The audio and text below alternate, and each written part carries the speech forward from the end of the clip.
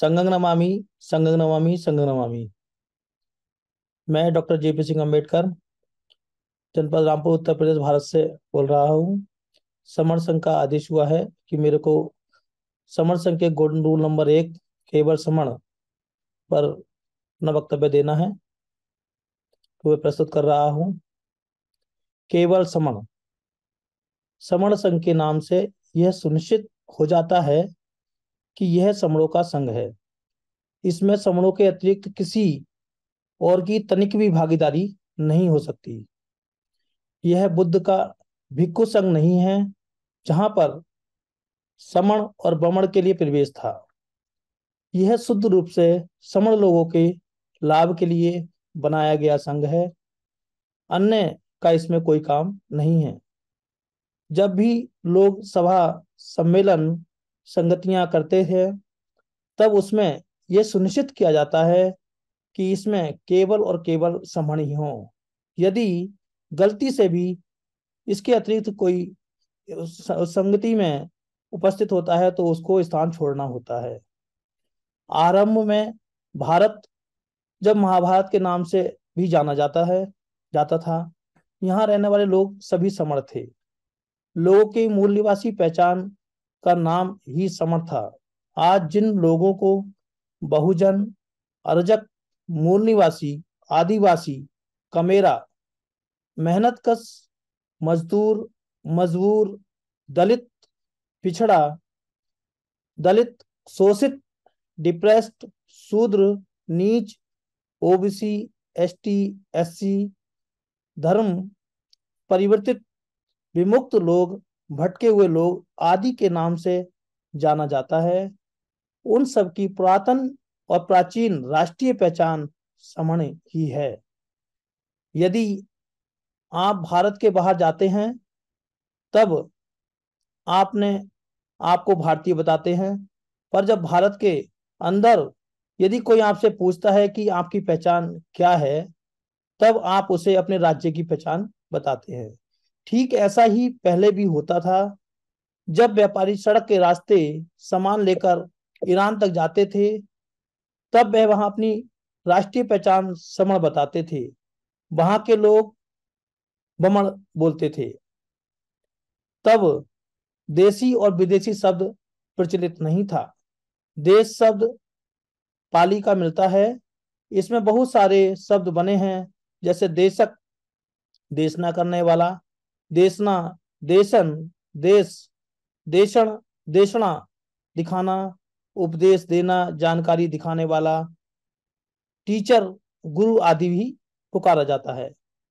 आज भी हम देसी विदेशी बोलते हैं, जबकि पाली में समण और बमण, मम्मण, बमण, बमण आदि का अर्थ है जो घृणा युक्त और योग्य है, जो कि समण के विपरीत है।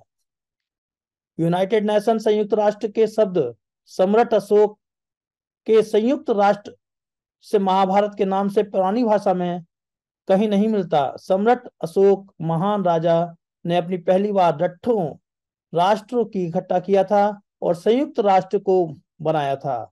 संयुक्त रठ राष्ट्र का नाम 16 महाजनपदों से मिलकर बुद्ध की आभा में रत रहने के कारण महान आभा रत बुद्ध के नाम से आभारत पड़ा, जो बाद में खत्म होने के बाद ये भारत भारत और महाजनपदों के नाम से महा लेने के कारण महाभारत से महाभारत हुआ। फिर ईरान, अफगानिस्तान, पाकिस्तान, बांग्लादेश, नेपाल, बर्मा, भूटान, तिब्बत, श्रीलंका आदि राज्यों के नाम से महाभारत से केवल भारत रह गया और महाभारत शब्द का अर्थ प्रचारित किया गया। समण संघ वही पुरातन समणों का संघ है। आज समणों को अपने बच्चों को सुखी जीवन के लिए फिर उसी संघ को याद आई, जो कि पुरानी हमारी पहचान हुआ करती थी, जो स्थायी पहचान थी, मूल निवासियों की पहचान थी, बहुजनों की पहचान थी, जिसमें ना जाति थी, ना धर्म था, ना कोई बाहरी भाषा थी, ना कर्मकांड था, ना आडंबर था, ना मंदिर, ना मस्जिद, ना गिरजाघर थे। ना रंग भेद थे, ना चोरी थी, ना व्यभिचार था, ना हत्या थी, ना झूठ था, ना नशा था, ना शराब थी, ना ब्याजखोरी थी, ना सामंतवाद था, ना कोई अत्याचार की कोई घटना का कोई जिक्र था। अगर आप समण हैं, जन्मजात समण हैं, तब आप उसके आजीवन जन जात सदस्य हैं। यह आपका जन्मजात अधिकार है। यदि आपने समणों से बाहर शादी की है, मतलब बमणों में, तब आप समण संघ के सक्रिय सदस्य नहीं बन सकते, आप साधारण सदस्य रह सकते हैं। यदि समण संघ शब्द के नीचे कोई आपत्ति ना हो तो बाबा साहब डॉक्टर बी आर अम्बेडकर ने इंटरकास्ट जाति अंतर जाति शादी के लिए कहा था, लेकिन लोगों ने अंतर जाति के स्थान पर अंतर्वर्ण शादी आरंभ कर दी। अंतर्वर्ण शादी जो है वो एक तरह से जहर का काम करता है। इंटरकास्ट शादी के लिए बाबा साहब ने फोकस किया था। मतलब यदि आप किसी बमण से पूछेंगे कि आपकी जाति क्या है, तब वह बोलेगा कि हमारी जातियां नहीं होती। जाति जो बाद में अभ्यास में लाई गई, उन्हीं जातियों के अंदर शादी के लिए बाबा साहब ने बोला था। यहाँ यह बात ध्यान रखने योग्य है साथियों कि भारत में महिलाओं की जातियां नहीं होती। महिला सभी समणी थी, समणी हैं, समणी रहेंगी। अब कुछ महिला बमणी बनने के जद्दोजहद में असफल है, प्रयास करती हैं। पुरातन समय बमणी शब्द कहीं नहीं पाया जाता, आज भी कहीं नहीं पाया जाता। संघ का पहला विनय संघ के आने वाले सभी विनय नियमों का मजबूत आधार है।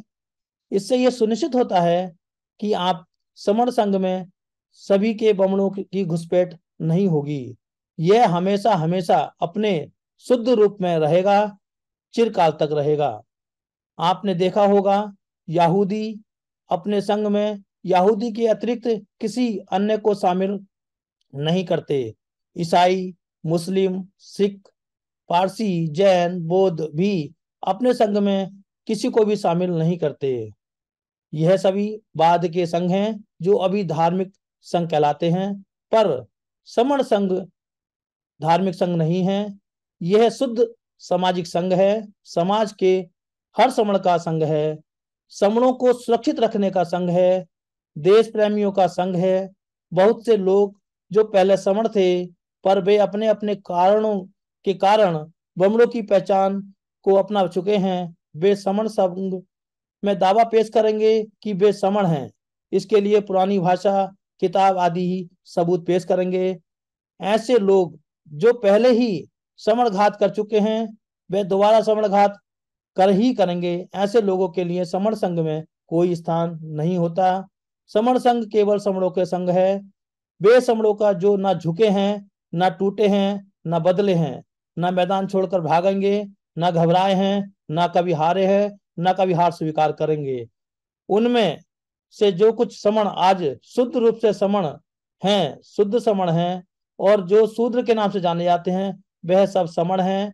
और जितने भी समता में रमण करने वाले जितने भी हमारे साथी हैं, वे ऑलरेडी समण हैं। इसलिए इसमें केवल समण ही इसके साथ संघ के साथ रह सकते हैं, बमण के यहाँ पे कोई स्थान नहीं है।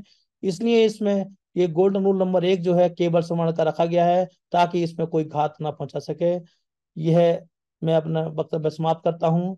मेरे इस वक्तव्य में यदि कोई त्रुटि हो गई हो तो संघ मुझे माफ करे, संघ मुझे माफ करे, संघ मुझे माफ करे। संघं नमामि, संघं नमामि, संघं नमामि।